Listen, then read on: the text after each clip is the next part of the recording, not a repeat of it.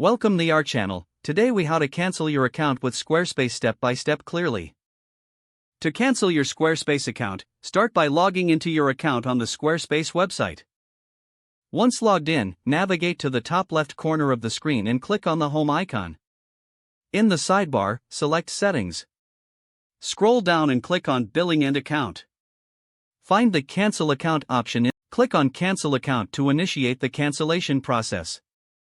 You will be prompted with a message explaining what will happen once you cancel. Review the information carefully to understand any potential impacts. If you're sure you want to proceed, click on the Continue button. Next, you may need to provide a reason for your cancellation. Select an appropriate reason from the drop-down menu, or choose Other. Once you've selected a reason, confirm your choice by clicking Continue. You will then be asked to confirm your cancellation again. Review the final confirmation message and click on Cancel Account. Your account will now be scheduled for cancellation. You will receive a confirmation email regarding the cancellation. Keep the email for your records, as it will contain. Your account will remain active until the end of your billing period. After that, your website and data will no longer be accessible. Make sure to back up any important content before your account is fully canceled. Follow these steps to successfully cancel your Squarespace account. If the page does not load, refresh the browser or try again in a private or incognito window.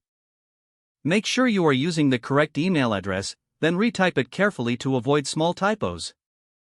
If your password is not accepted, use the reset option and create a new strong password you can remember. Check your spam folder for verification or security emails, then complete any requested confirmation steps. Enable two-factor authentication if available to improve account security and reduce unauthorized access risk.